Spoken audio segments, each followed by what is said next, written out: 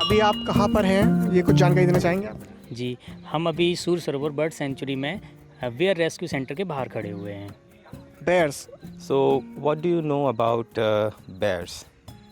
Well, my knowledge is very limited. I know that bears are quite dangerous and you shouldn't go around touching them. I want to touch all animals. भालू मतलब थोड़ा पेड़ों पे चढ़ने में भी माहिर होते हैं, ऐसा कुछ मतलब छोटी मोटी चीज़ें ही पता है मेरे को। और जब यहाँ पे आए हैं यहीं पे देखे अभी, इससे पहले देखते थे जब छोटे हुआ करते थे तो गांव वगैरह में लोग लेके आते थे जो उनके खेल दिखाते थे और उनको डांसिंग वगैरह उनका यही सब देखता हमें। तो जैसे आपने जंगल बुक मूवी देखी है, या द मोगली।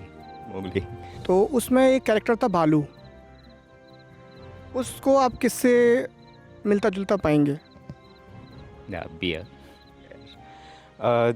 इंडिया में कितनी स्पीशीज़ हैं बेयर्स की, आपको आइडिया है? इंडिया में इसके 4 स्पीसीज़ आई थिंक होते हैं, जितना मेरे को आइडिया है। सर 8 स्पीशीज़ होती हैं और 4 स्पीशीज़ इंडिया में पाई जाती हैं। उन 4 टाइप्स में आपने कभी स्लॉथ बेयर का नाम सुना होगा? या सब वो जो बलू कैरेक्टर है वो स्लॉथ बेयर ही है, और जो रामायण में जामवंत हैं वो भी स्लॉथ बेयर स्पीशी है। ठीक है, तो आप स्लॉथ बेयर्स के बारे में क्या जान पाए अभी? कि कैलेंडर्स कैसे उनको ले जाते थे अपने फाइनेंशियल कंडीशन में, यानी कि इन कमाई का जरिया बनाते थे उनको।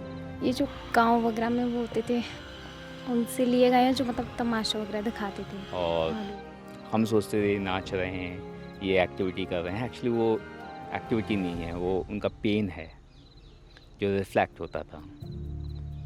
तो ये जो कलंदर्स हैं, ये एक्चुअली जो आपने सही बताया कि ये कलंदर्स जो थे ये भालुओं के क्या करते थे, मज़ल पे एक रेड हॉट आयरन पोकर, एक नुकीली सी लेके आयरन रॉड, और उसको गर्म लाल कर देते थे और फिर मज़ल के थ्रू पास करते थे, और फिर उसमें से एक रस्सी पास की जाती थी। जब वो रस्सी खींचते थे तो भालू जो है वो पेन की वजह से 2 पैरों पे कूदता था, एंड उसको डांसिंग बेयर कहा जाता था। ये एक 400 साल पुरानी प्रैक्टिस थी जो इंडिया में काफ़ी टाइम से चल रही थी।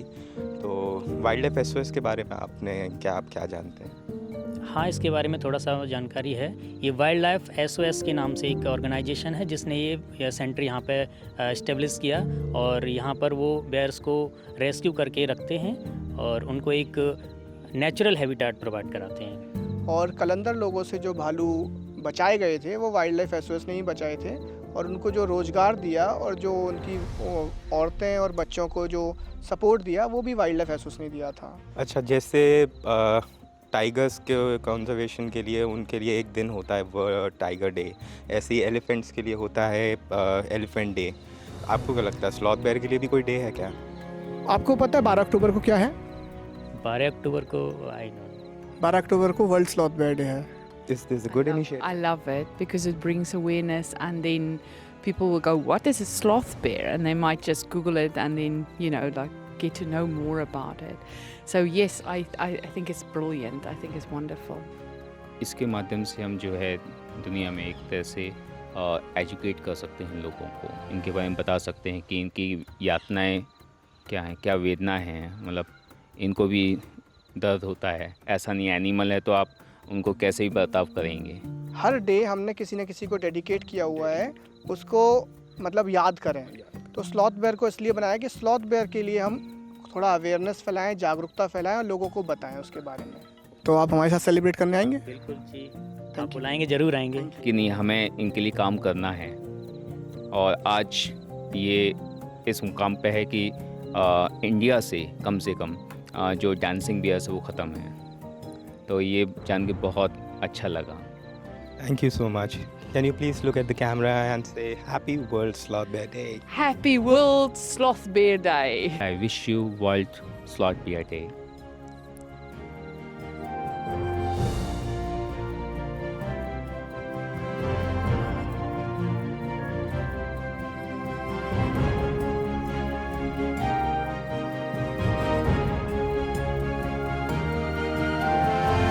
Hi, I'm Karthik Satyanarayan.